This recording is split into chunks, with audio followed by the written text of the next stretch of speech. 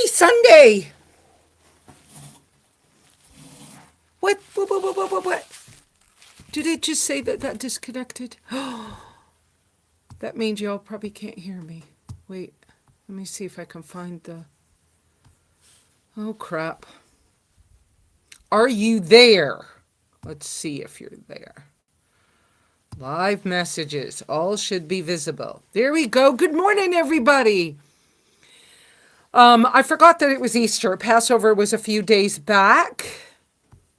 I am trying to get my computer to let me see. There it is. Because I'm supposed to have this working as my microphone. I feel like I need to double check it and make sure it's actually doing it. Because it says previously connected. Click on it. It's not doing it. Sound and connection are great. Okay, wonderful. Well, then I'm not going to worry about it. I'm going to assume it's working. Thank you, Shane. Welcome, everybody. Okay, I thought I made that stay up. Didn't do it. Okay, so what do we got? Yes, good morning, everybody, believers and all, and whatever you believe in. I'm so glad that you're here, even though it is a, microphone check. I heard you, Bernie. Wow. So, like, subscribe, put the thumbs up stuff on the,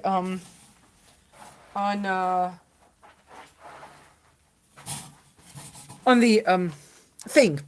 Just do all that stuff that everybody else talks. Oh, good morning, Betty Joe. Where I'm at, I'm trying to get up on a freaking stool. These things are high. And they're on sand, and I'm not sure I'm going to be able to actually, get up on it. Whoa. And over in the distance, let me turn this around a little bit so you can see. That's where I'm camped. And over near that tree, my hot water kettle is trying to make me some water so I can have a cup of coffee. Because I had to go to the grocery store this morning, so I tried to set this up and then left for 40 minutes and went to the Safeway down the street and then came back. So, but that's where I'm camping at a friend's place. And wow. So I chose this spot because one, there's a table, and two, it's in the shade, so I ought to be able to read comments better. And three, I don't know what else. Just because, it's in the shade. And I've had enough sunburns for a minute. I wish that when I clicked that button, leave the chats up so I could just see as things are happening. Good morning. I know it's been, 2 weeks since we've seen each other. I'm trying to watch to see if I can see steam on that kettle. Because I will momentarily walk away from you and get the cup of coffee back. Just momentarily. I'll try not to be gone too long. I understand being Easter weekend that we might not have as many people as is possible sometimes today. But I'm so glad and grateful to be able to be here. Yes, coffee. I have returned to drinking coffee. Coffee loves me. So, I'm not, going nuts with it, but because I've never really been addicted to it.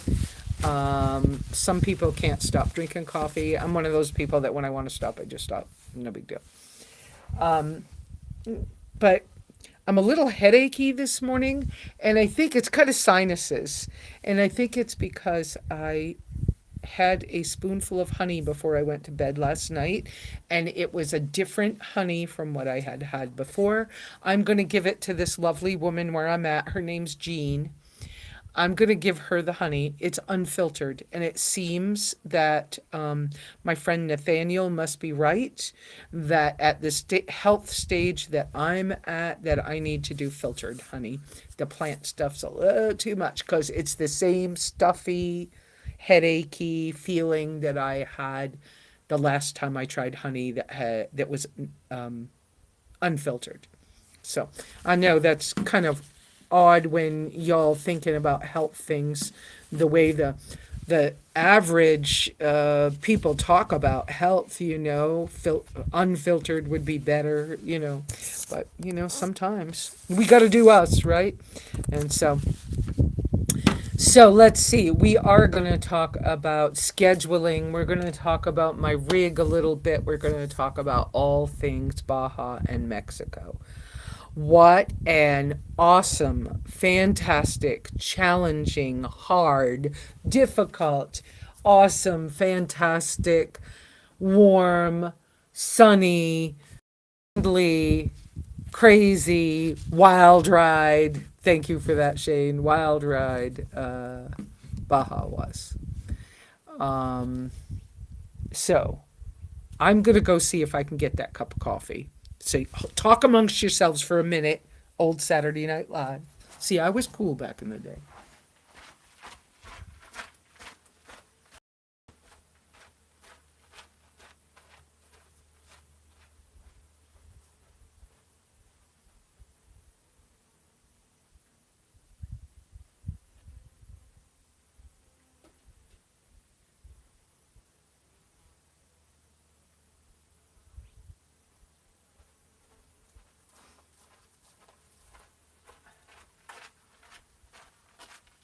Okay, so since I'm coming back, I'm bringing the pot with me. Okay, let's see. Let me tip this a little bit.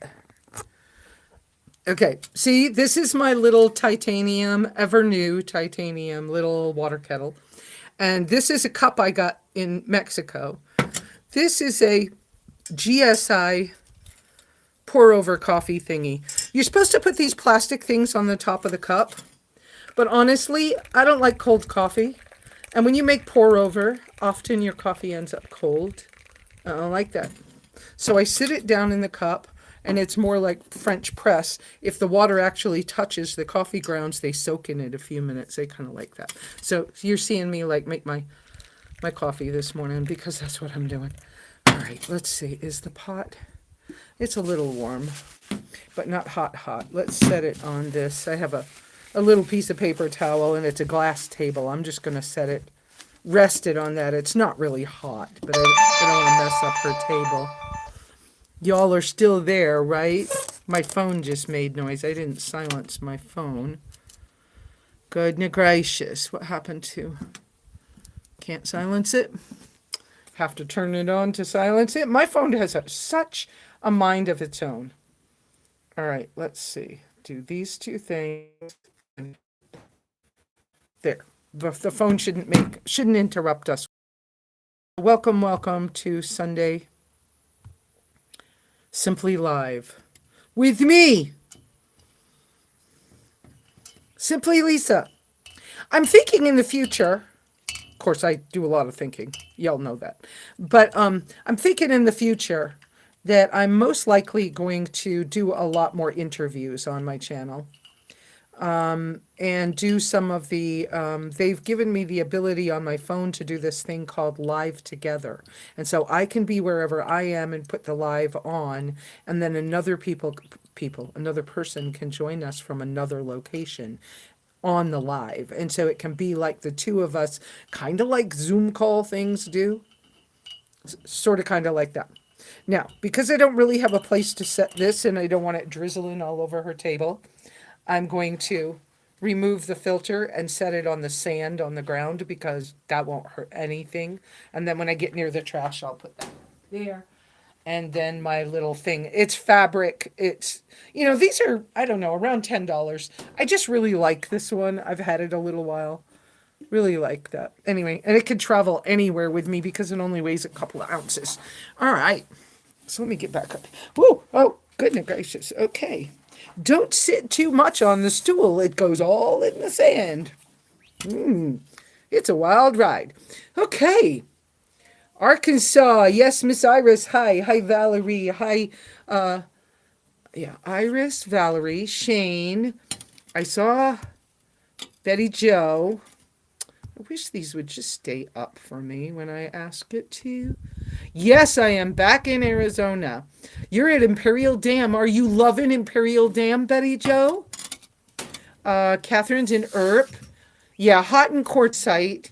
And even Earp, I'm not a fan of Earp, but that's because I couldn't find, um, yeah, I couldn't find anything water there. So you'll have to teach me where that is.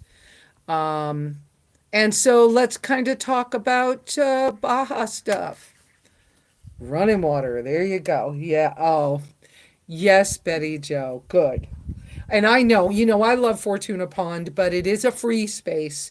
And so if you get there early, like around Thanksgiving, there's a lot of homeless people, and the park rangers are coming through trying to chase people out and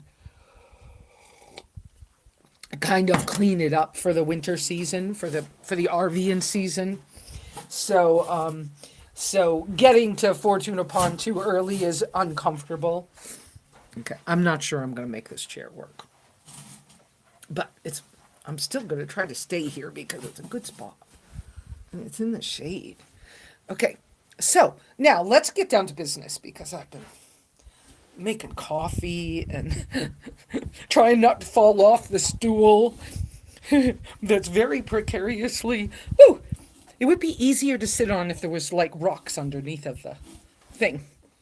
Can you smell the barbecue coming from Memphis? No, I can't. But sounds good. Memphis barbecue. There you go, girl. I saw where one of my other friends, who's been to my property years ago, Miss Lesa. Ooh, I forgot her name. Lesa something. I can't remember her name. I think she's climbing like Kilimanjaro or something. Good for her. Woohoo. So, all of us who have our little dreams or our little, I wonder if I could do that thing. Sometimes just go do it. Okay, take your baby steps and your turtle steps and then go do it. So, Baja. These people I went with, let me just say, I knew them like I knew their faces, okay? But I didn't really know them like some of you. Like I know how you think, or I've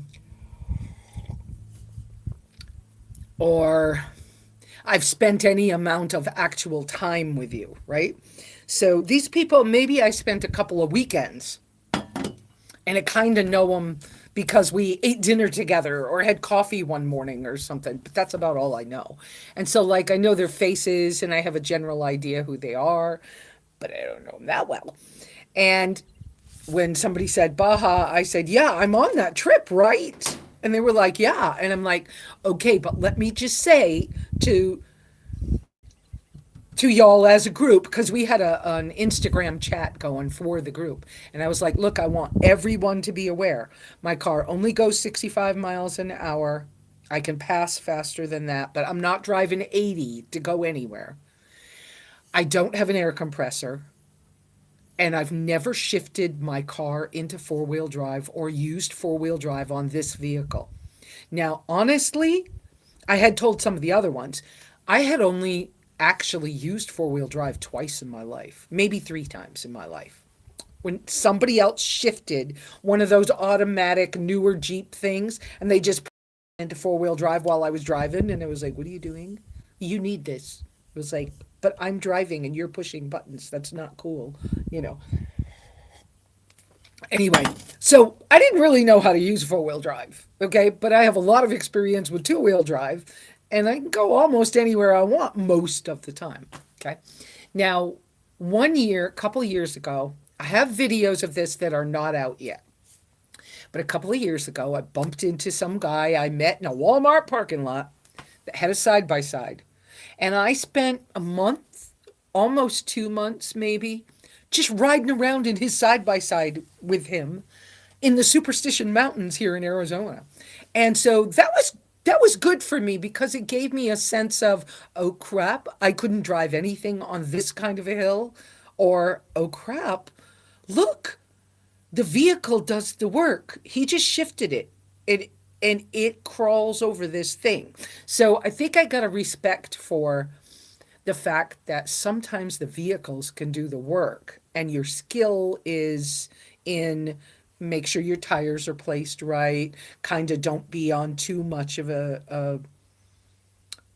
they call it a camber, a side to side slant. Don't be too much on a slant that's side to side, too close to a cliff, because if something happens, then you're going over the cliff, right? But also don't be too afraid of some things, be careful that your tires are on something. So I had a general sense of what some of these things were. I know how to take a tire off and change it, but I haven't had to change a tire in years. I haven't had a flat tire in, I don't know, since the 80s. Part of that's the way I choose to maintain my vehicles, because I have a thing about maintenance, and knowledge is power.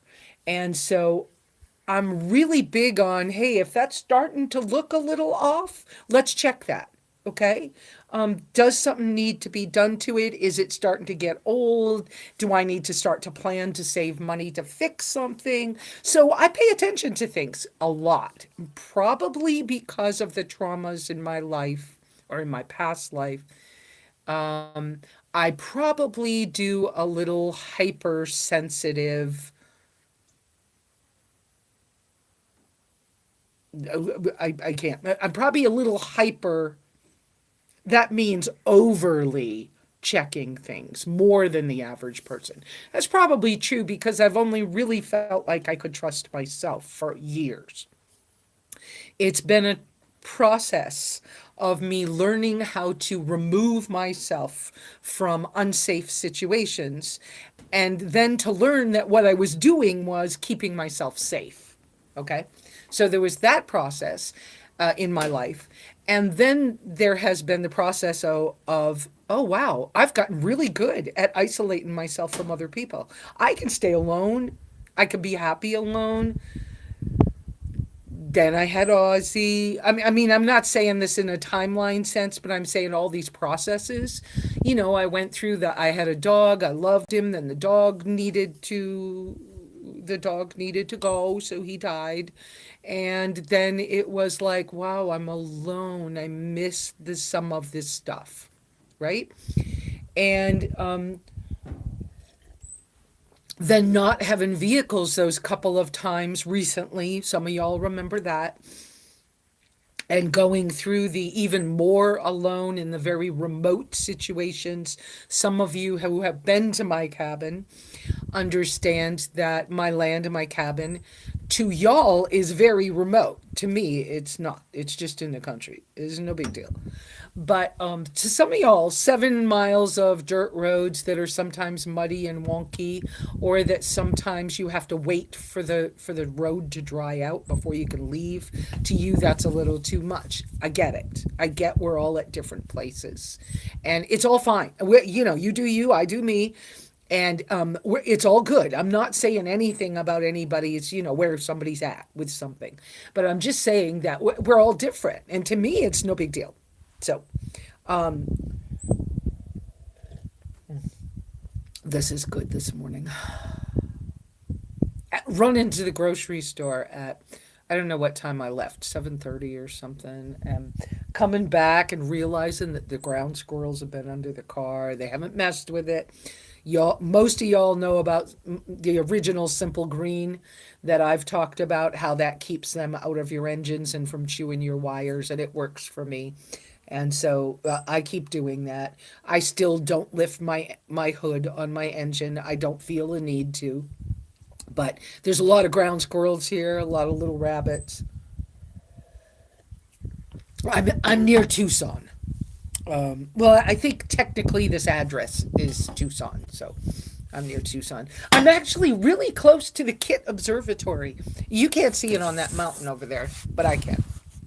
I'll point you toward the mountain. But over there is the Kit Observatory, which I went to once years ago when I had Van Tucket and the 13-foot scamp. And I was traveling with Al Christensen and Lou Bruschetti, who just passed. I took the scamp up there, towing it with the van, and I did it. And but I was on a mission to sell the scamp at that moment because when I had been at Truth or Consequences in Elephant Butte, the van broke down in a very expensive fix on the van that had to do with bearings and axles.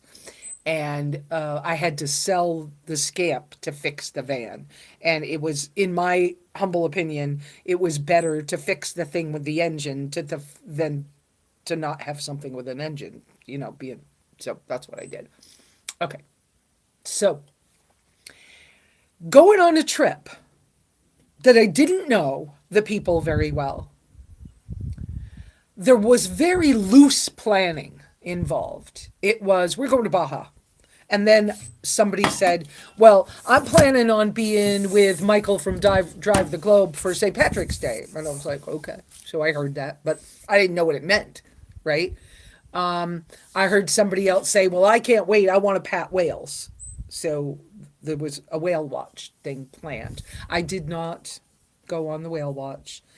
It was a $50 thing, and I chose not to go. Some because of money, and some because of how exhausted I was. And so I figured that I could always find a way to, if patting a whale was important to me, I could find a way to do that. So, um, so it was very, very loose, not really planned trip. Very loose ideas about what was going to happen. And so everybody met at Candy Sheenan's house in Vegas, except for me. And then I was in Yuma already, and they came down to meet me, and I had already figured out the process for us to go across the border. I did my paperwork ahead of time, asked some questions of the immigration and border people at the crossing, and found the best place for us with the large vehicles to go across. And so I led the group from Fortuna Pond over to Algodones, where we drove in, parked the vehicles, did the process, left, and drove for hours.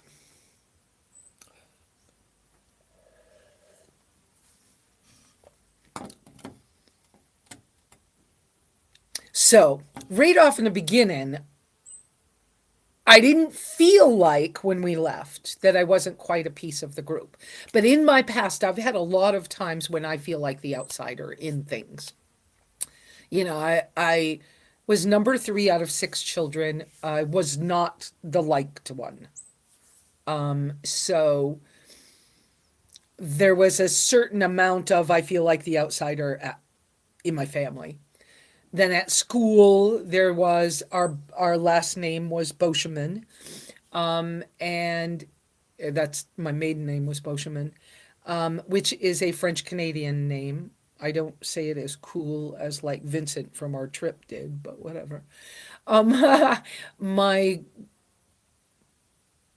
grandmother on my dad's side, I believe, was from Quebec, but she might have been Indian.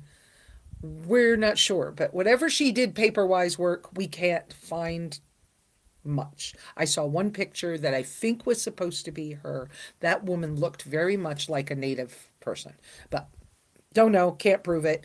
But everything leads back to Quebec and then to France, and that's all I know. So I see questions. Yes, please remember the question thing about the cues. That helps me. I do have, super chats and super thanks. I want you all to know that some of you donated money on super thanks and super chats to help me with gas money on the trip and some other things. And I still have not received the money. So YouTube has a different schedule than I don't even understand, but whatever. Is gas sold in gallons or liters? Liters. Is diesel more expensive? No, cheaper in Mexico than in the United States. Diesel was less expensive than regular gas, but what was the cost for 87 octane? Uh, I believe that the best way to tell you about the price of gasoline is it's in pesos. And in pesos, when I would fill my tank from empty, which is a rate around $50 in the United States, I think one time, I have two gasoline stories in my car. Anyway, but one time I was so low on gas. I must have gone into the gas pump on fumes. And I believe it cost me $55 to fill the gas tank. I mean, I must have been on fumes. The needle went below the E. Never mind the red mark. No light came on the dash, but and there is a light on my dash because when you start the car, you see the low fuel light come on. But so the light didn't come on, but it was below red, below the E. And I rolled up to the gas pump going, please don't let it die. Please don't let it die. I think it was $55 to fill the tank, but you kind of got to figure the gas prices are like the prices that are closer to Southern California. And so I want to say that time it was 600 and something pesos to fill it. It was just right around $55, something like that. But the prices were in that $4, $5 a gallon for gasoline because it was especially closer to the United States. But it's because of all the Americans. I mean, it's get real. I mean, you can tell that it's because of the Americans. Okay, the further away from the United States you get, the cheaper the gas was. The cheaper everything was. The less Walmarts there were until you came to a tourist town. And then there was like lots of Walmarts and lots of, American owned breweries, stuff like that. So that's my answer to that. Um, I put I put an app on my phone for being able to do the currency conversions easily. I'm trying to pull it up so you can kind of see. And so I put a currency conversion app on my phone along with Duolingo, which Duolingo is so childish to me. I don't like using it, but I had told the other people about Duolingo. So I had well, the camera's up there, isn't it? I'm not sure you can see that for the glare on the phone. Wait a minute. I see an ad came up. Close the ad. Okay. So I have a currency converter app that I put on the phone, and so I just put in how many pesos something cost, and it would show me in American money. So one time I bought, I was eating carne seca. One time, okay, carne seca being dry beef. But there were other things I was buying too. But one time I bought machaca, which is a dry beef, and it was 53 pesos, two, I think is what it says. So that's what that's all about. So I did that for travel. That's a wise thing to do. Another time, because I traveled, one of the group had Starlink, which was lovely. And I was so glad to have it. If I could afford Starlink, I'd probably have it too, but it's not cheap enough for me. I know people who are getting rid of Starlink because of the cost. I think I know a way to have Starlink at a lower cost, but I'm not 100% sure that I'm correct. So that's probably not happened yet.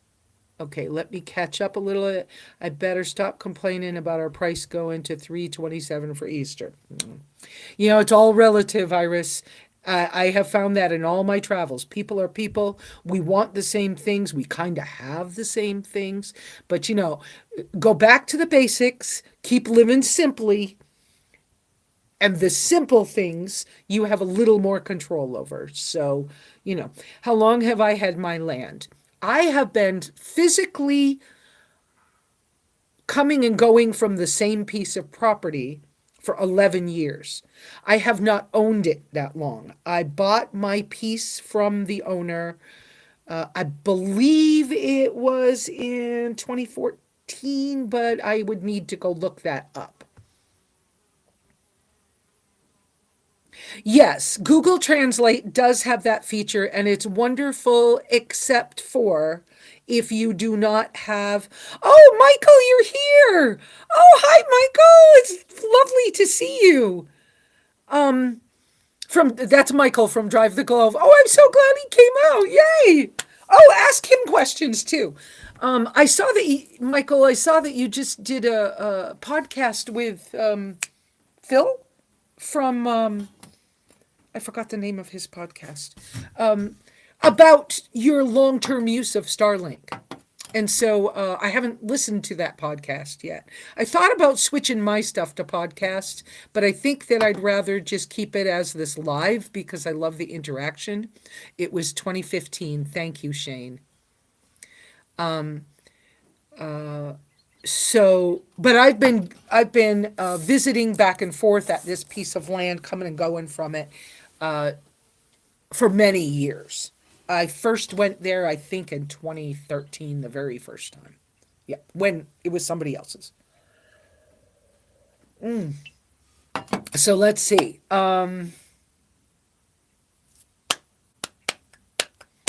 So yeah, Starlink, expensive.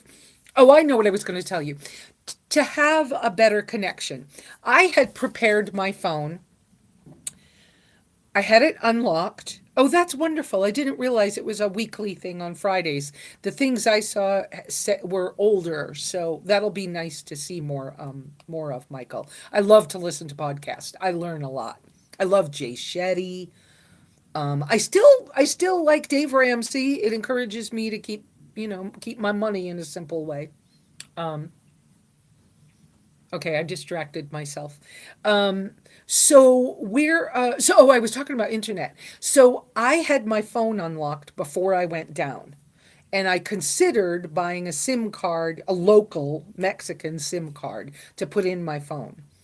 And then I went and checked with one of the stores early on in the trip and realized that it wasn't really going to give me much benefit. So I chose not to do that. I think I would have been better to buy a Mexican burner phone and have the SIM card in it rather than try to do my smartphone and switch stuff from mine. Because mine I was able to use on Wi Fi, and many restaurants, although I'm not a restaurant person normally, under the circumstances, the way our tribe, the Good Vibe tribe, right? The way we as a group ended up maneuvering things, I spent much more money on things that Miss Lisa would not have normally done. Because y'all are pretty much familiar with me in the sense that I work with a very low budget. I live on $1,000 a month, my disability income. Being able to save money, sometimes I can, sometimes I can't. This month, I'm not going to save anything. I blew through everything I had on this trip. I believe I had $70 left to my name when I crossed the border. And I crossed the border payday. So my money hit, and I'll be fine, but I'm just telling you, that's the way life is. And so sometimes we do these things. Come on. I don't know if I've told you guys that, but in 98 or 99, I went to Australia. I only had $20 in my pocket when I got on the plane. So sometimes I do take some risks, but whatever. So another time, though, I think that I will buy a local phone in the country I'm in, Or before I go, make sure I get an unlocked something little to have phone service and then use Wi-Fi wherever I'm able to. On the budget side of things, I can see where I could maneuver a trip down there, very budget friendly, do camping for free, not not below my budget. It could be done just the way I do my lifestyle here, my overland and a nomadic lifestyle that I do here in the States. I can see where you can do that down there and not with a problem. You do have to, budget for your gas. You got to be careful and maintain your vehicles because you help for vehicles is a little further apart and there'll be a language barrier if you don't know Spanish. So, making sure that you've taken good care of your vehicle before you do something that for you might be a big risk, right? So, but food is inexpensive. But I'm saying that. Let me qualify that though with restaurant food is not inexpensive. It can be if you go to the little shack off to the side and if you're willing to eat local things. But so now I'm going to try really hard to say this in a way that is tactful. The group I went with, most of these people have a much larger income than I do, even if they're disabled or retired. And some of them are disabled. So there was one guy, we had a French chef with us from Marseille, France, Pablo. He is deaf with hearing aids. He had a lot of trouble with English and Spanish because French is his first language. And he had trouble understanding people unless you were looking directly at him, even with his hearing aid. And I didn't understand how you would put him in one of the trucks to drive under those circumstances by himself in one of the trucks to drive. But that's not my choice. And he did fine, and he's still alive, and he's still driving, and he's still doing whatever. But it was cool to have him in our group. Vincent, another lovely, wonderful Vincent taught me a couple of really, really big lessons. One thing he said to me one day when I was stressing over being the last one in the group coming out of a grocery store. And I said something about it to him, and I was like, I'm just trying so hard not to forget anything, but I don't want to be last. I don't want to be last. And he goes, somebody's got to be last. Do you know that hit me like, how come nobody ever said that to me before? Somebody got to be last. So I'll never forget Vincent for that. Somebody got to be last. So what if I'm last once? Or twice. So what? I'm not dragging my feet. I'm not trying to be like a pain in the butt or whatever. So that idea just caused me to calm down and go, okay, wow, think about that different. Sometimes the way we frame things in our thoughts just are incredible. So let's see. So, and Vincent, I believe, no, I don't want to misspeak, but I believe he's on the autism spectrum. I don't know if he's truly autistic. Okay, but he's on the spectrum. So the way he focuses is different. The way he thinks is different. And he's definitely got that engineer mindset stuff. So he's the owner, founder of the Way Out Box campers. So he was testing, filming his camper things that he had built. He had them on 2 trucks. And let's see. So I was kind of touching base on the disability things. And then Jason, being careful with this, military disability, PTSD, and other things. I have PTSD as well as MS, and I've had trouble with depression and sometimes you get labeled disabled, and we don't like labels anyways. I believe there was some other depression and things in some other people that was maybe self diagnosed. But the point is that there were people with disability. They were not on the kind of disability income that I'm on. Especially military disability is very different. And especially if you were a higher up level of rank, and so the income much much different. So, and then the style of travel. Now I've traveled in foreign countries by getting on a plane for $99 and just going and not having a plan, and knowing that I had figured out the airport. Oh, I'm pointing at my hand as if it was a map, okay? But figuring out the airport and a hostel, and then just go. And then from there, I'll figure out the next thing, which is how I often make my kind of plans. All plans are written in jello, I keep saying. But it's kind of how I make my plans when I even travel here in the States. It's like, well, okay, I can see today I'm tired. I need to go somewhere where I can rest. Let me go get groceries, go where I can rest. And then a day or two from now, I'll want to do laundry. And that's as far as I can sometimes plan, right? So, like currently, I'm at my friend Jean's property. I will, the other day, I was like, well, I wonder how long I'll be here. And I had said something to her, and she goes, couple of days, few days, no big deal. And I was like, oh, great. Okay. So as soon as I have something planned, I'll let you know.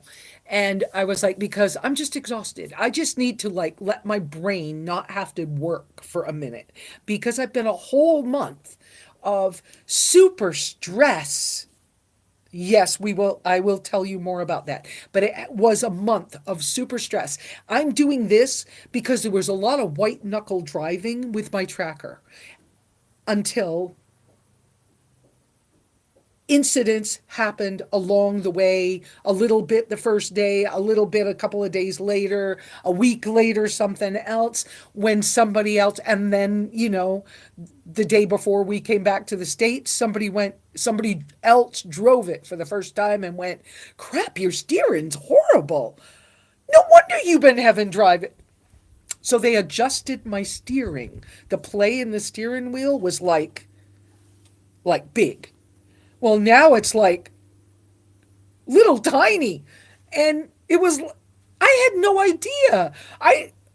Nobody ever taught me about you could adjust steering, or that the play in a steering wheel. I mean, I heard people talk about it, but I didn't know what it meant.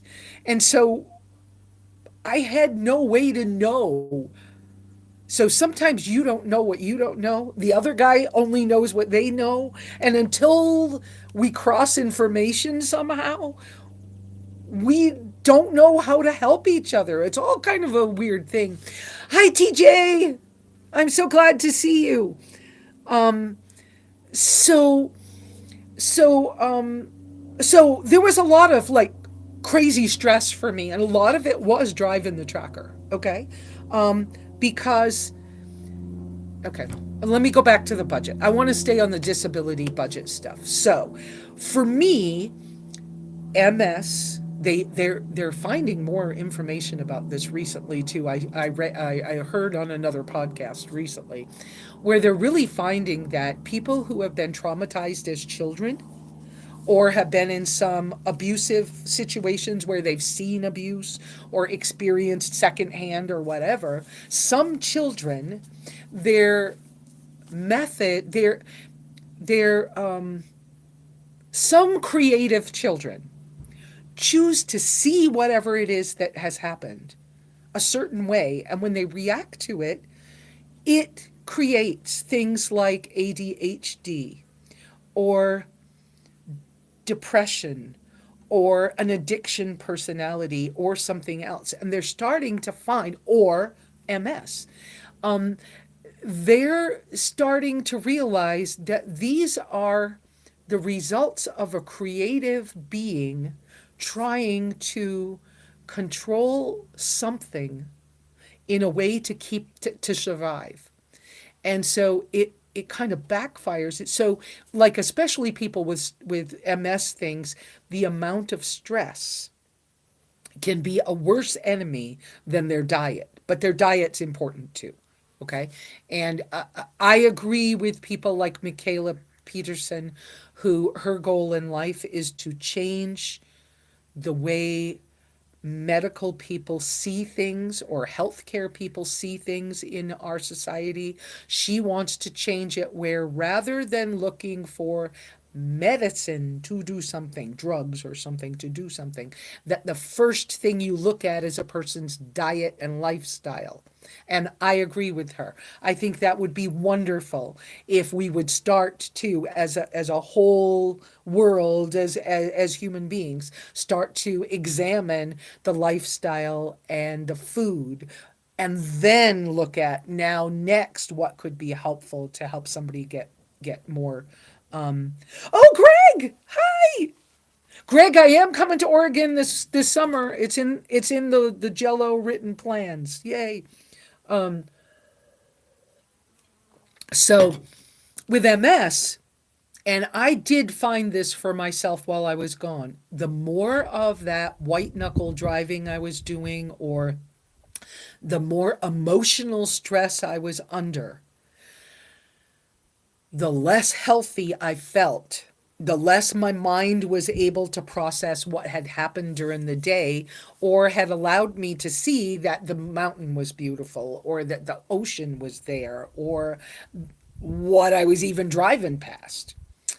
And when I started to work harder, even when I was white knuckling it, at calming my inner self down so that I could keep a level of calm while I was, because I knew I was working on my food the whole trip. And so I was doing an excellent job.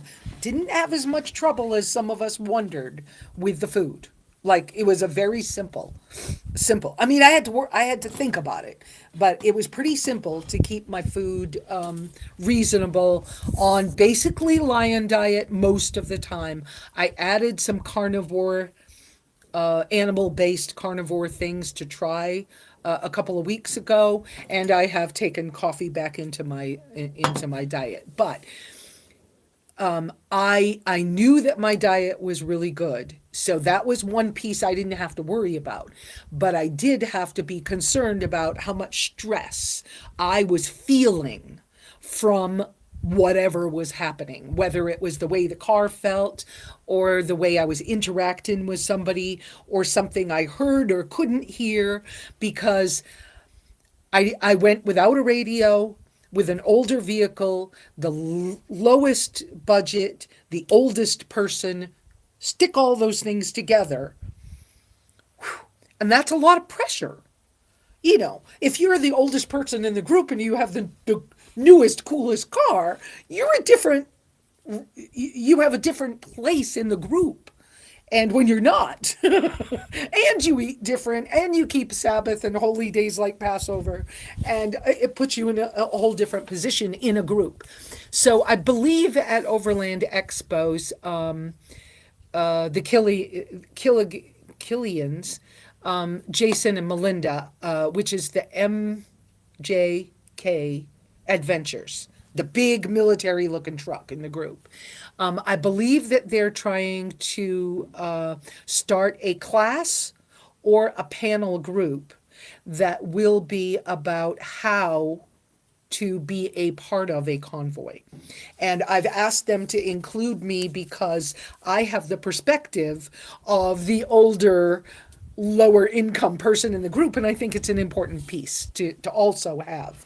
So, I'm seeing some messages, text between you guys. Oh yeah, I heard that, TJ Shack, that you were, or I saw that you guys were doing suspension. By the way, I hope you all are healthy and happy. All of you, not only TJ Shack, but TJ Shack as well. And that's my comment there. So let's see, what else can I tell you about that? So as a group itself, I have so much, it'll be stuff to talk about over time, I'm sure. But as a group, I was not, we didn't talk about how often somebody might want to pay to stay somewhere. I don't pay for camping, you know. We didn't talk about going to restaurants. I knew that that was possible. We didn't talk about it. And all of a sudden I would find myself, well, I didn't have walkie-talkie. So so then they let me borrow one, but the one I had would only communicate with the vehicle in front of me, not the vehicles behind me. So I couldn't even hear what was being said. So all day long, I'm already feeling a little bit like an outsider, and that's feelings and emotions. That's not reality. But feeling like an outsider, and I'm in the group, and I hear that the buttons you could hear the but I can't hear anything else. So I know they're talking to each other all day long. And then I get wherever we're going and I'm wiped freaking out from driving so hard. And I just want to like, I wish I had my hammock stand in a hammock, right? I just want to lay down. I'm like, I can't function. My brain can't go anywhere because I'm just freaking exhausted. And so I want to just fall asleep. And they're all like, well, we're, we're going to the restaurant. But you know about that. No. Did I miss the memo? And they're like, we've been talking about it all day. And I'm like, I have no radio.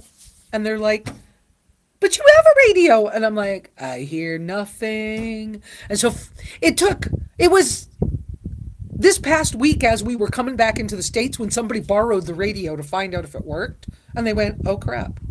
The whole trip. You haven't known what's going on. I'm like, yeah, told you. You know. So guess what's on my list? Long range radio communications. That's on my list. Because that all by itself was hard. When the radios would work and we were really close to each other in a convoy sense, and we did these like snaking around mountain passes like you're a caterpillar, that was kind of fun, but it didn't happen very often. Let's see. There are a lot of things that happened with the tracker. I had a flat tire, but it happened while we stopped in a little town. They all went to a restaurant for lunch because I didn't know about it. And because they all got out of the cars and ran and were gone and I didn't see them which way they went, I went and took care of myself and made sure I was sitting in my car when they got back. They got back and I go to say something to somebody and I look down at the tires and go, well, that's no wonder I was having trouble driving today. They were like, oh shit, you got a flat tire. I was like, evidently there was a little piece of sand or something in the stem that let the air leak out because they tried everything, couldn't find a problem, and it's still holding air. We never even changed to my spare tire. So, oh, the chair shifted. Whoops. So let's see. So I had a flat tire. I shifted. I now know how to shift it in and out of four-wheel drive, no problem. That's way more comfortable for me. I have done mountain passes that have been so steep that it was scary. And I remember just going, the first time I did one, I'm patting my chest and I'm like doing all of the things with the anxiety, trying to stay calm. And then I went, okay, and now I'm going to do it. Both hands on the wheel, because the truck ahead of me did it and he didn't roll over. So my car should stay on the ground. I should be okay. Deep breath. Here we go. Did it? It was fine. I was like, okay, I'm at the bottom, but we're not going back up till tomorrow. I don't want to be anxious all night long. So I walked back up the hill.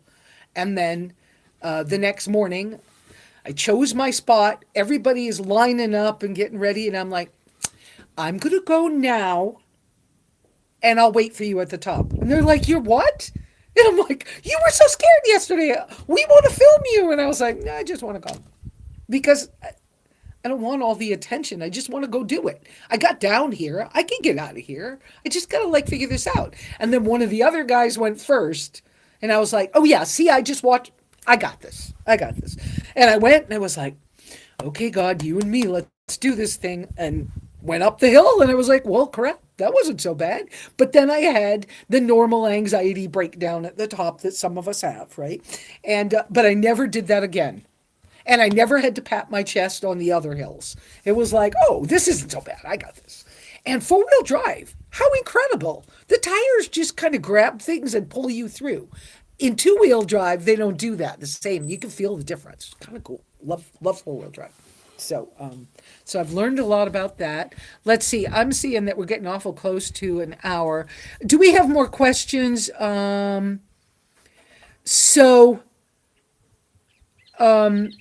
so I did not go thinking that we were going to pay for places to sleep or that we were going to be in restaurants at all because I always cook all my own food and, I have my bed. So, what do I need? So, right off in the beginning, the first thing we did was went somewhere and they wanted to stay 2 nights and pay for it. $15 a night. I was like, all right, I got it. I'll be all right. Because that's, half a tank of gas or something, $30. It's a little more than a half a tank of gas. But I was like, okay, all right, I got this. And then because they wanted to go into restaurants as a group, I'm like, I want to go as a group. I'm not sure how I'm going to maneuver this. So I decided that I could drink mineral water. And down there, Topo Chico is their mineral water, and it's really cheap. And so I thought, well, I could sit at the table and just drink a Topo Chico, and then I'm with the group. And then I'm looking at the menu and I'm kind of like, I'm tired. They're all going to be ready to like relax when they go back to the vehicles and I'm going to have to cook my meal and here I am on the outside again and what am I doing to myself? How am I helping stay together in this situation? So you got to realize I was challenging myself to put myself back into relationships with other human beings. That has been freaking hard. I wanted to leave so freaking many times. And I even, Shane will tell you, I even called him once on WhatsApp. I found I could call him. And I called him and I said, oh, well, I just want to leave. I just want to leave. And he says, so go. It's okay. You can go. And I was like, after we hung up, I was like, no, I can't go. Why can't I go? Because I made a commitment to this group, to this trip.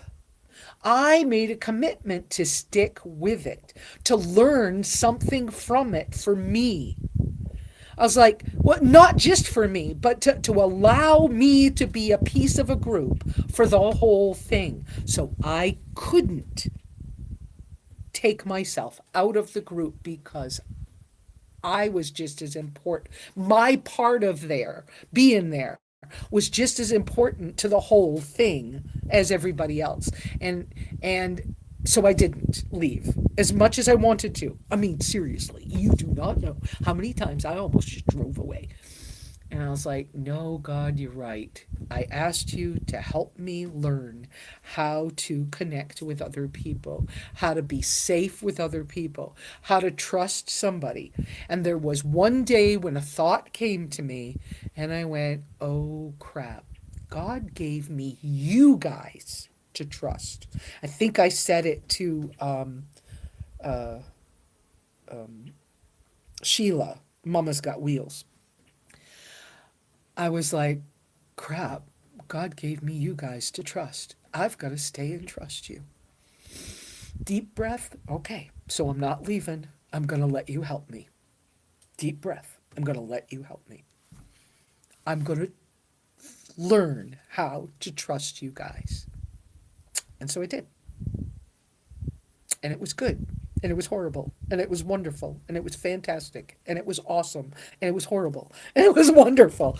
And so, but you can imagine that you always have mixed emotions. And I've learned over the years better how to manage my emotions because emotions aren't reality. It's what you feel. It's not reality. So, so I stayed. I did. Hung in there. Yeah. I'm courageous. What words would we like to use? I'm a survivor, but I'm beyond a survivor because beyond survival is building something new, right? It's not always a starting over. It's a new. And so here I am, new, different. I know when y'all get close to me again, I'm going to be different than I was before. I did choose more than once to buy my dinner in. You saw some pictures of the hamburger in Moulahay. I didn't get sick on it, and I even let him put blue cheese in it. And I'm allergic to milk and dairy, but I, it just felt like the right thing to do, and maybe I needed that brand of mold that actually makes blue cheese blue cheese. But I didn't get sick on it. It was very delicious. It was a lovely, lovely meal. I bought a steak once. The steak cost me $30 in a restaurant. I don't $30 is more than half a tank of gas. So, 50 fills my tank. So, probably three-quarters of a tank of gas. So, that's not my normal, but that's why I went through my budget faster, because I did not plan on, every week having 2 nights in an RV pay for site, and to have 2 or 3 restaurant meals. That was not my intention. I did find a way to manage that better so that I didn't feel disconnected. I was more connected. I had to purposefully stay up later sometimes, purposefully go lay down and rest, and then get my ass up and go sit with them while they're drinking their drinks. And then I decided to go ahead and get Kahlua. I know that I love Kahlua in black coffee in the afternoon. It is a lovely, lovely drink. But I went and got Kahlua because it's cheap down there. And I drank Kahlua with Topo Chico, which is mineral water, over ice. What a lovely drink. And once I did that, it was like I loosened up a little bit. It was a little more, I think for them, I relaxed some. And then I started to just go, you know what? I've worked so hard to control everything, to try to be stronger, healthier, whatever. It's killing me. I gotta let other people help me. I gotta trust other people. It's so freaking hard to trust people who won't go drive my car to find out if there's something else wrong that I don't know is wrong, right? But once they do it, that information is power. Then it's like, well, shit, I can fix that tomorrow morning. I'm tired now, but tomorrow morning, will you pop the hood for me? I want to look at that. Yeah, no problem. So let's see. My throttle cable was hardly connected. We learned that in the first week or two. I don't remember. My tire pressure when I left the United States was at 32. The door jamb on my car says for stock tires, which are more narrow than the tires I have. Mine are wider, which makes them a little bit taller, which means my speedometer's not right. But the sticker for the stock tires says to have the tire pressure at 23. So when there was almost an accident the first day. We went off pavement and dropped about 8 inches straight down onto dirt. And the tracker fishtailed horribly. And it was so much fishtailing that I couldn't even think about looking in the rearview mirrors until the car was under control. When I looked in the rearview mirrors, at that point, all of us had been about 3 car lengths apart from each other. I look in the rearview mirror, and Jason with his big military looking F-250 or whatever it is, pickup truck, was, I don't know, 2 inches, inch and a half, 3 inches, I don't know, from the corner of my bumper. I just had to do what I had to do. I didn't stop once I saw how close he was. He was slamming on brakes. I know enough to know that a heavy vehicle like that's part of why I don't like the big vans like my old Van Tucket. They're steel, they're heavy, they have a mind of their own when they're going downhill. I don't like that. I don't like not having any control. So smaller vehicles I can control better. So I know he can't stop fast. Well, I see that. I'm not trying to stop at that point. I'm just trying to get my ass out of his way because one bump I'm a dead bug in the road. You know, that's tongue in cheek speak for he's so heavy he could just roll over me, whatever. But anyway, so I just did my best to keep moving because also I didn't have good radio communication. This is first day, not good radio communication, and I can hardly see the person in front of me. There's a little cloud of dust. They kept going. They didn't see what happened. And so I'm just like, okay, I corrected. I got to catch up to these people. So, I'm like, well, I can't drive any faster than that because it'll fishtail on the sand. So when we did get to a stop, that's when the first thing I was hit with, and please, I'm not mad at the person for saying what they said, but one person said, what the hell was that? Because they're like, I almost killed your ass. I took a deep breath. I closed my car. I went and found a bathroom.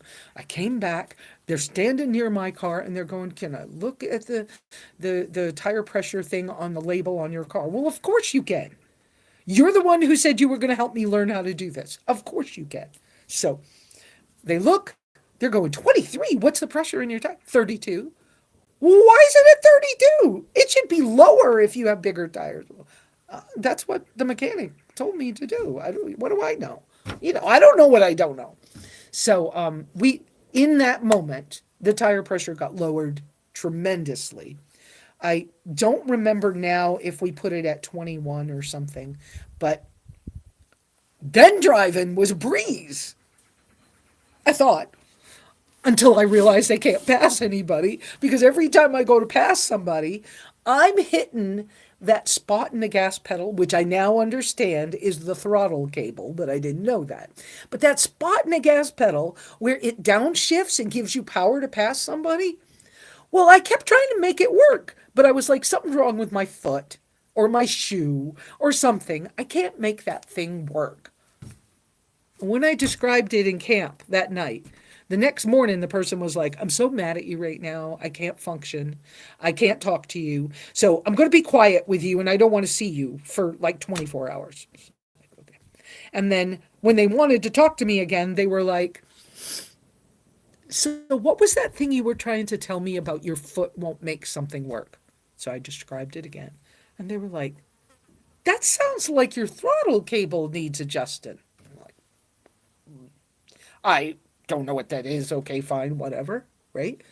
And so they were like, not now, because I'm still mad, but in a couple of hours, I'm going to ask you if you would pop your hood. And I said, well, what I'm going to do right now, because I need to go walk, I'm going to pop the hood, but not unhook it. And so at whatever time you want to look at that, you just go right ahead. But I'm going to go for a walk, and the car's unlocked, and my keys are here. And you do what you need to do. But I need to go for a walk.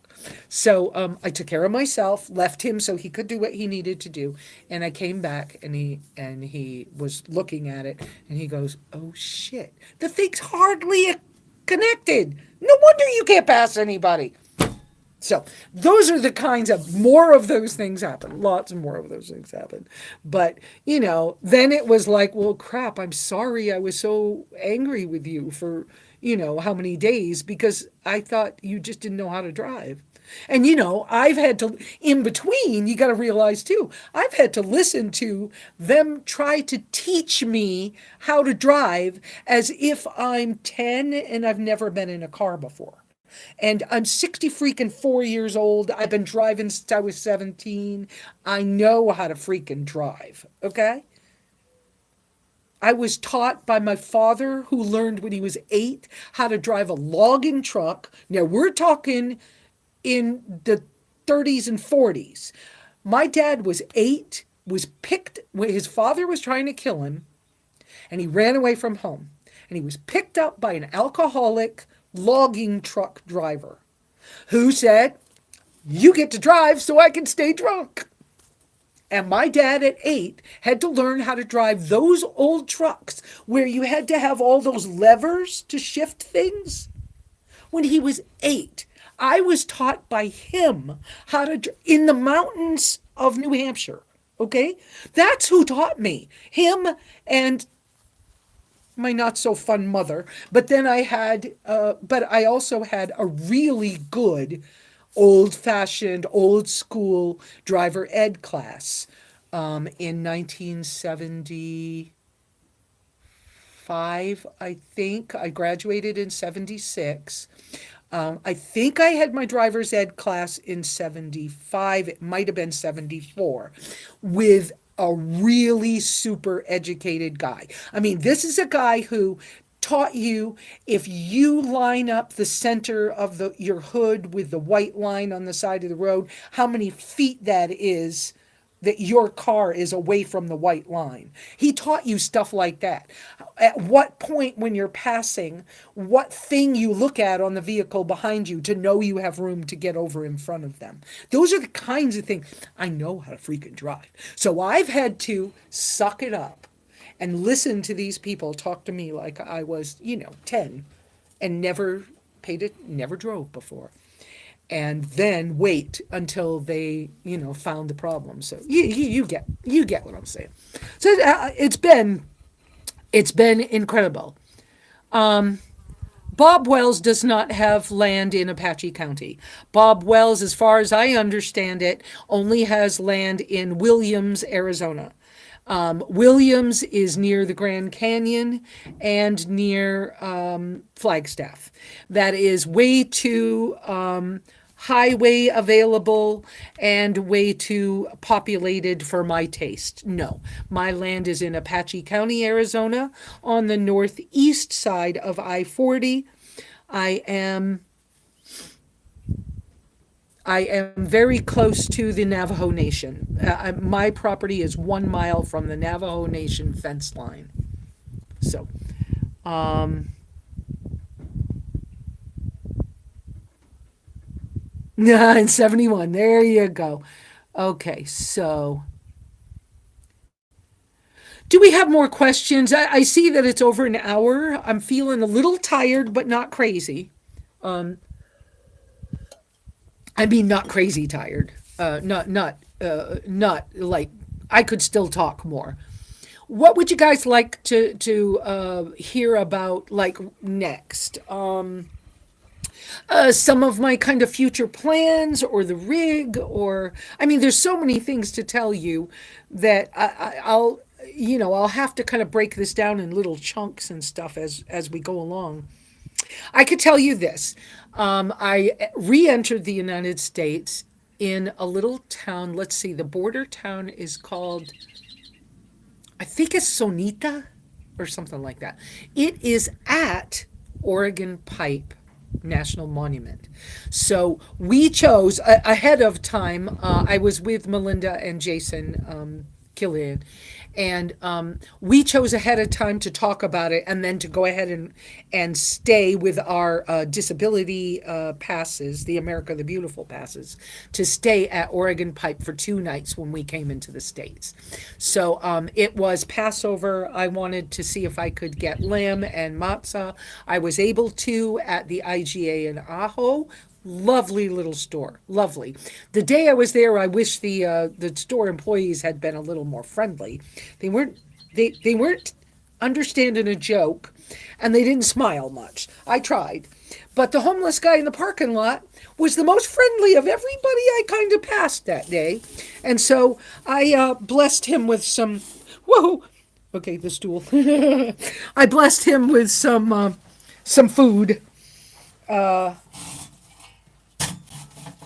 I had something I was able to give him when I left the store, and so he felt, I don't know. I just talked to him a few minutes and I gave him some.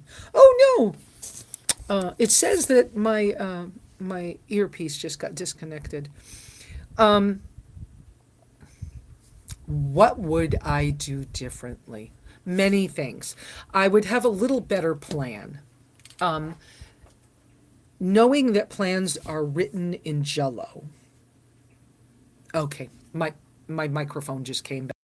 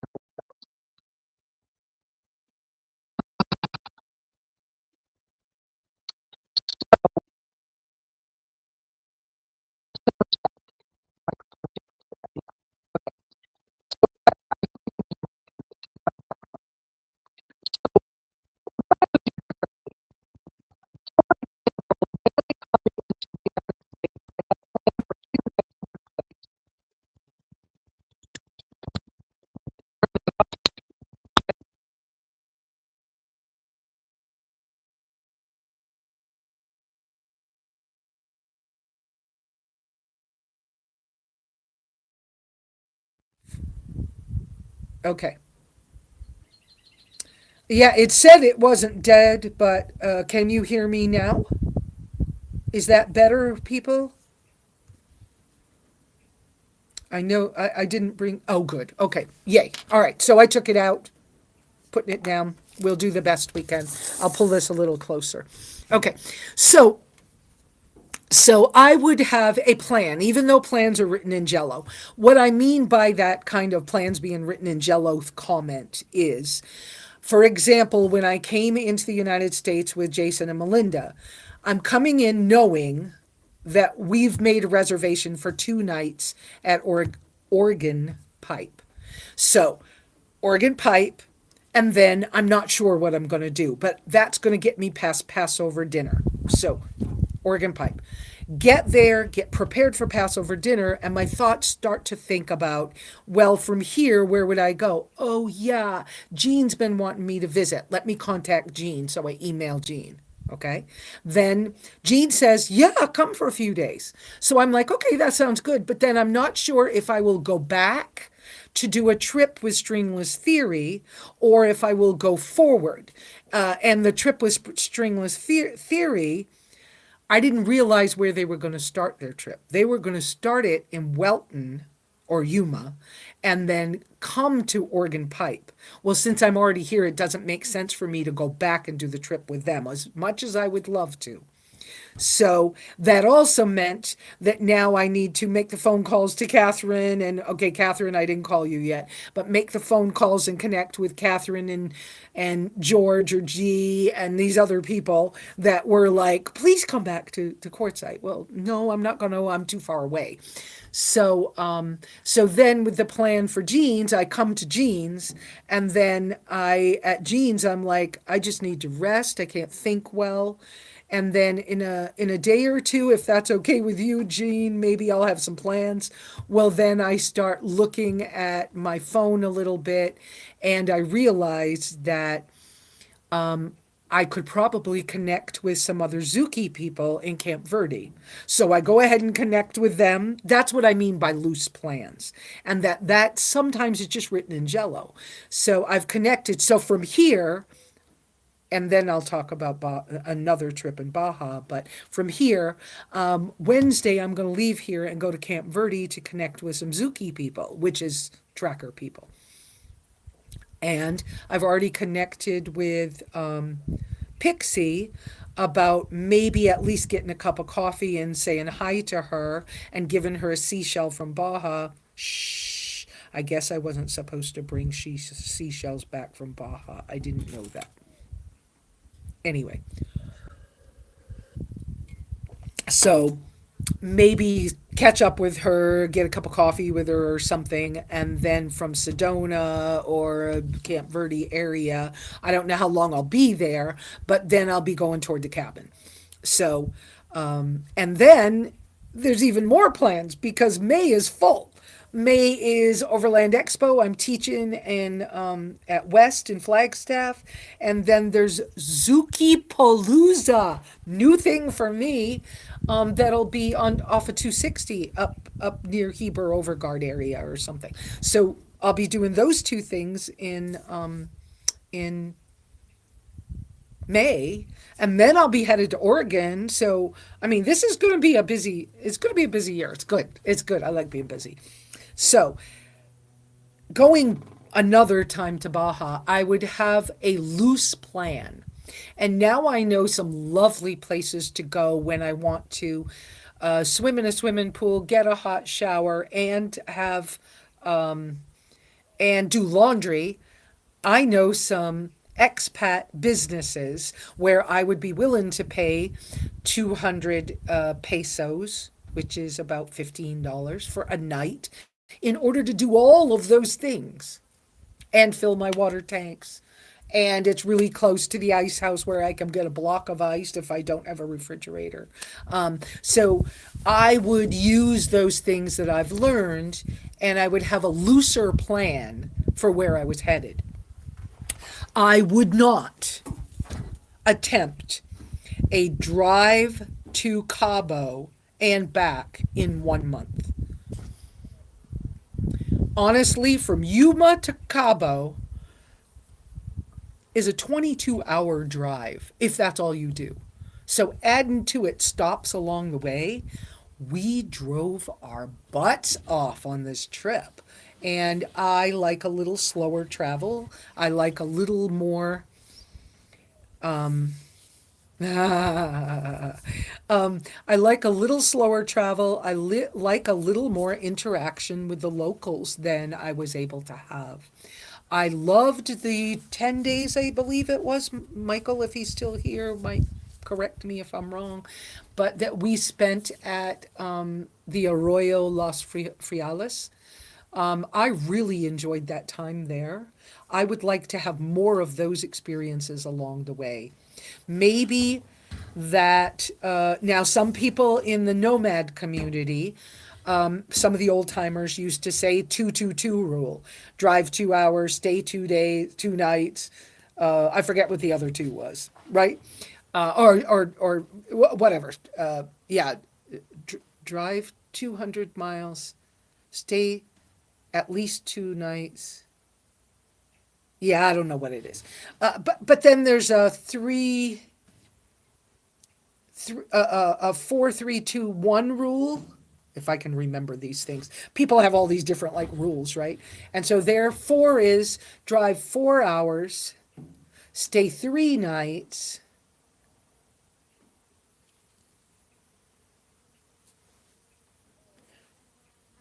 Oh no, drive 4 hours, eat all 3 meals, stay at least 2 nights, and make sure you are number one. That you take very good care of number one. Because if you can't drive well, stuff like that. So there's all these like little things people have come up with, guidelines they've come up with. I just think 3 or 4 hours of driving is probably sufficient for a day. Don't go into a campsite situation to make camp, but make camp between 3 and 5. Don't go into camp later than 5 o'clock at night. I think these are healthy guidelines and boundaries. So I would travel with more of that in mind. I would travel with paying less for places to stay, but the occasional place to stay to kind of regroup, to kind of, if you need to do laundry or you need to fill your water tanks and you already know that there is a safe gated place where you could be for a couple of nights and you really want to do that, go for it. Okay, see you soon. Whoever's needing to leave, and I will end this soon because we're at an hour and a half. I would do more of those things. I knew going that I had a pretty good handle on my Spanish, but that it was rusty. And I wish I had changed my mindset sooner to the fact that I know what the crap I'm doing. I've traveled. I'm not a newbie at this. Most of the other people in the group had never been outside the country, or in a military situation they'd been outside of it. In a military group, that's a different thing than being outside of the country kind of on your own, and you have to figure it out. And so I found that I was useful to people learning how to use an ATM in Spanish. How much did my whole trip cost? We're going to say I went through last month's thousand. Let me do that again. Last month's $1,000, I went through the whole thing. I had $500 in my emergency fund, and I went through all of that. When I crossed the border back, I had $70 to my name, and I had, it was payday, and I was getting my new $1,000. So it took it all. It didn't have to take it all, as I kind of explained earlier in this situation. But had I done my style of travel, I could have maneuvered this in a way that would have been more comfortable. And so traveling 3 or 4 hours, finding a place to stay for a few days, buying food in the local pulperia or whatever, you know, using driftwood on the beaches. There's lots of beaches, lots of driftwood to cook my wood, skewer my meat over the driftwood fire for my dinner. Great. I did it a few times. I didn't do it enough. I could have. I had no trouble finding canned sterno. Theirs is different from ours. I had no trouble finding it. I don't I love my little stoves that I have for what they're for, but I don't have a sterno holder that I like enough for any of my sterno cans.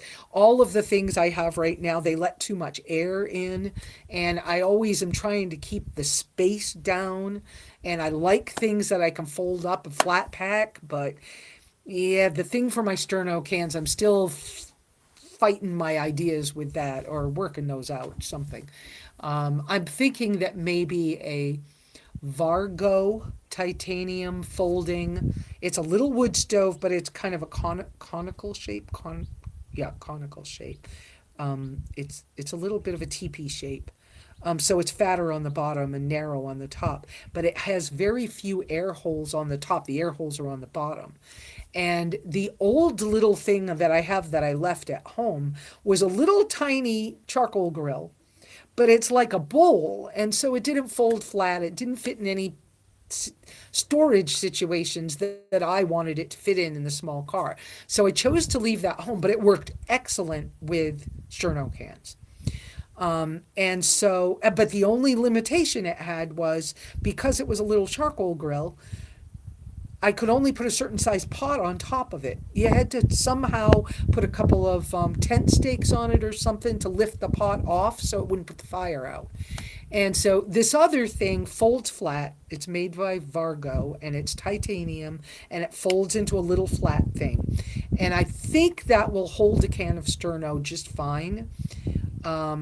And so I would really like to test one of those out. I think I would like to have one of those because I think I can make it work for sterno. And I might never use it for a wood fire, but it also has a converter stove that fits on the top of it that you can use for denatured alcohol or jellied fuels because one side you put it one way it'll hold the liquid fuel and you flip it over empty and the other one's a well for that or like an Esbit tablet or something. And so I think that probably is something I will get. I'm so like done buying stoves, but I'm not done buying stoves. I'm a little bit of a stove geek. Oh, it's an hour and a half. My talking muscles are tired. I'm getting hungry. So I am not on concurrent SSDI and SSI. I am on SSDI only. I do not qualify for SSI as well. So my SSDI gives me $1,000 a month with my cost of living increase this year. When my ex-husband passes away, because I've never remarried, I should get an increase based on his income, but that's only when he passes away, and he evidently is not doing that anytime soon. Take that for what it is. I love enamel. I'm a sucker for white enamel with either black or red edges. I bought two of these lovely mugs while I was gone, and I bought two steak size plates. I will need to, yes, I'm hunting for some sponsors. I am.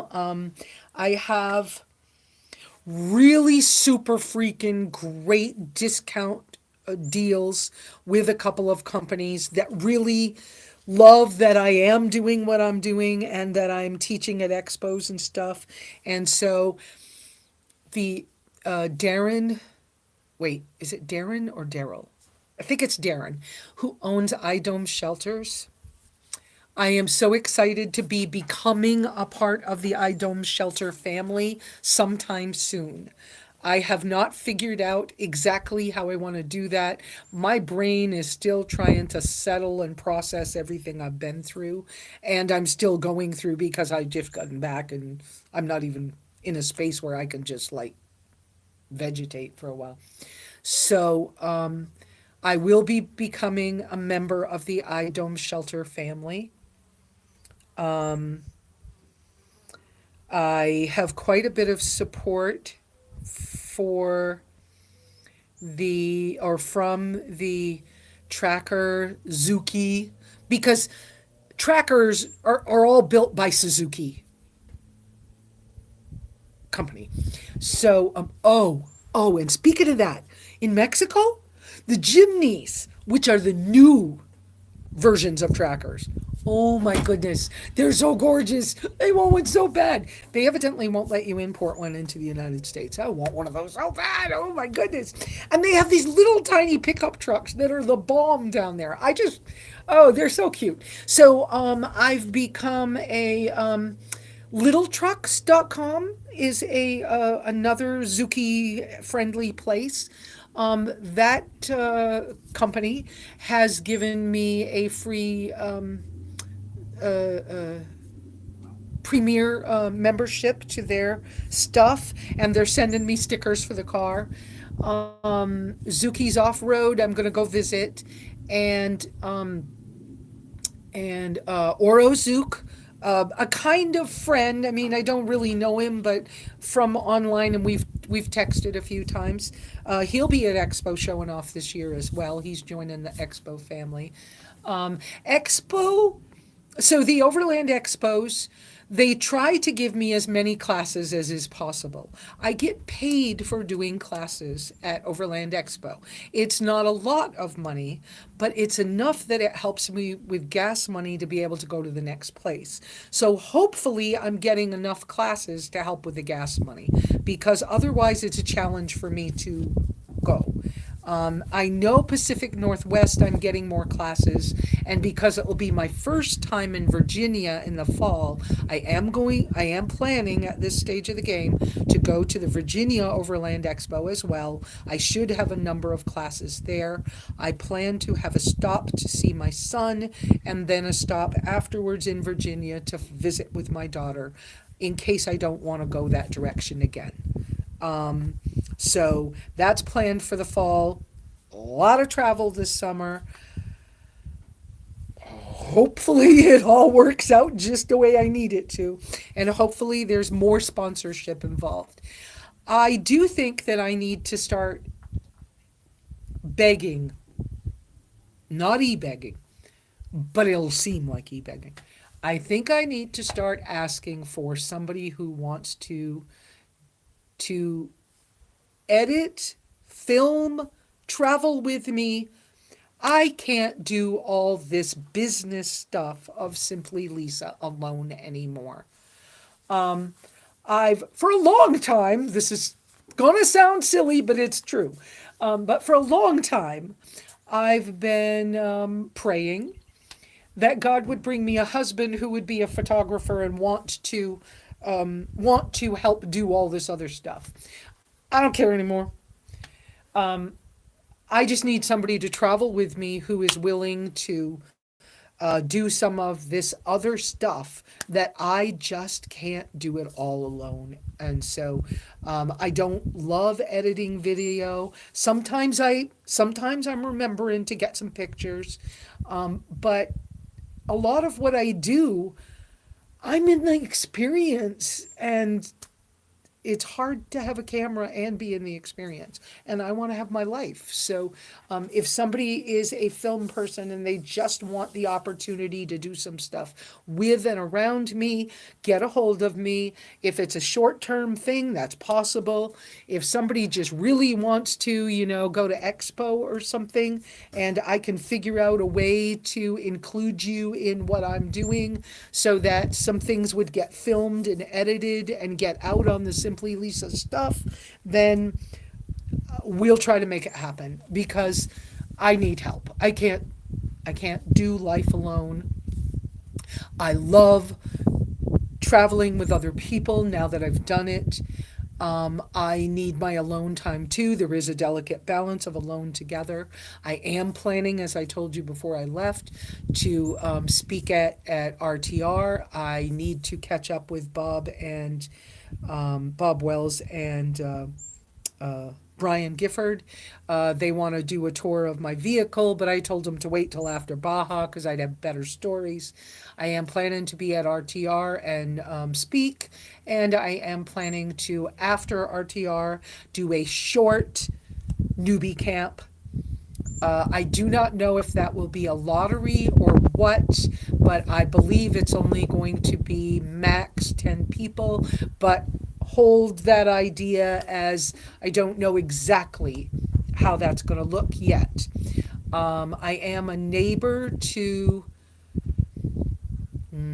that new Nomad Gaia homestead that they're starting in Holbrook. I am a neighbor to there. I am a friendly neighbor to those people doing what they're doing, but I do not want a part of that. I will, in a friendly way, visit them, share what I know about our area and how things work. I am friendly with many other YouTubers in both the nomad community, the off grid homesteading community, permaculture communities, as well as the overlander communities. And I intend to embrace all of these people and let people help more. So I'm being honest with companies that I want help from. I'm still talking to Cascadia 4x4. They want to help somebody with a pickup truck, so I sent them somebody else to try to help.